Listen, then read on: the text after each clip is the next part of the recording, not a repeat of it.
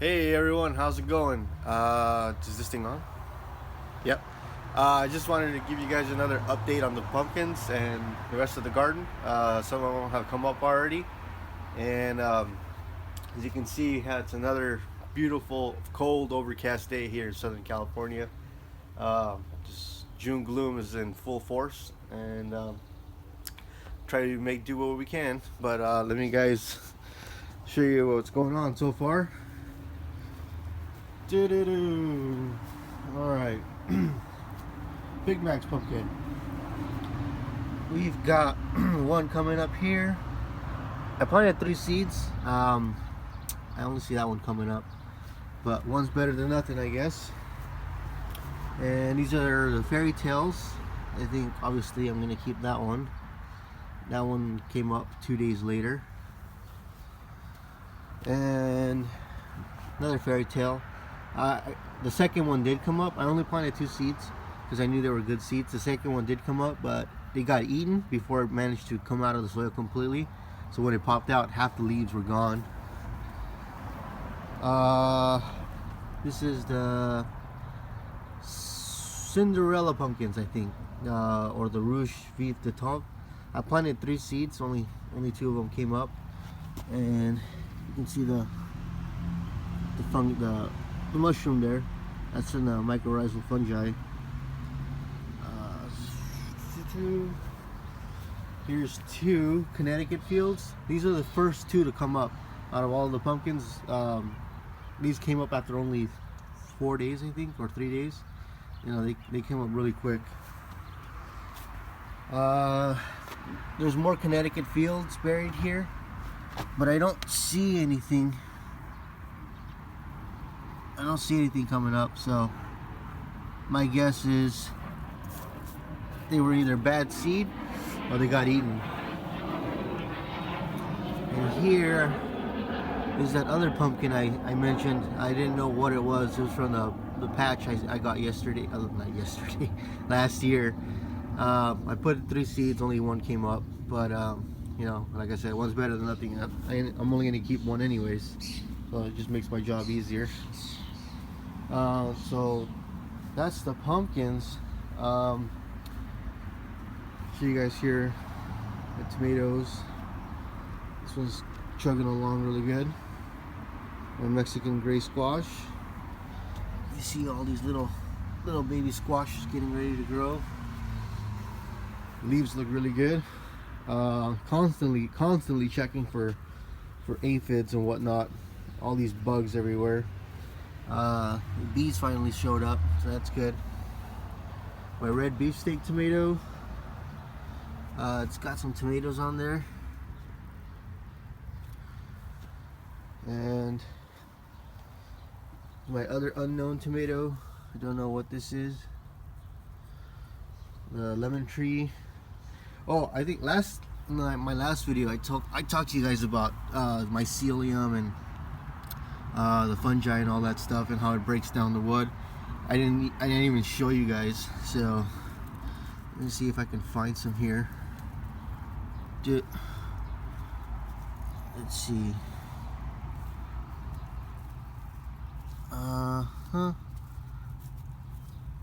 Normally I would find it pretty easily. Oh, maybe.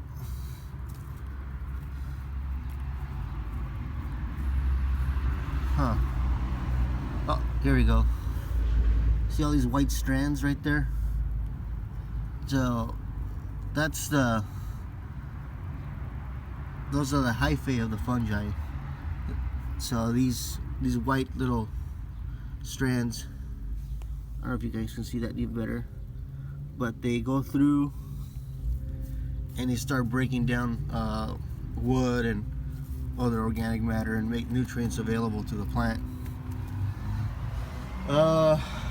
Let's see. The tomatoes, I spent quite a bit of time over the weekend tying them up so they wouldn't fall down. The brandywine's looking a lot better. This is the black creme. The other black creme over there. Big rainbow. And And cherry, more cherry. That's the sun gold. And this is the other cherry that I had in the pot over there that I just couldn't get rid of, and I just stuck it in there. I didn't want to kill it or anything. My zucchinis and squash, they kind of stopped producing, I think, because they had so many squash growing on there, so that they stopped. But the leaves started to turn a little bit yellow, so I fertilized it with Epsom salt and seaweed extract and fish emulsion, and see if that'll get it going again. But the plants are still okay. You can see the yellowing there. The other Mexican gray squash and the zucchinis.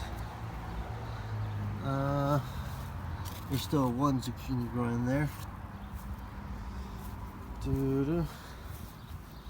And let's see, the other unknown tomato, the other Brandywine, and then the big rainbow. Yeah, I don't know, like I said, maybe it's because this time of year it always gets like this. It always gets cold and overcast, and in the morning it's misty. You can see mist floating through the air.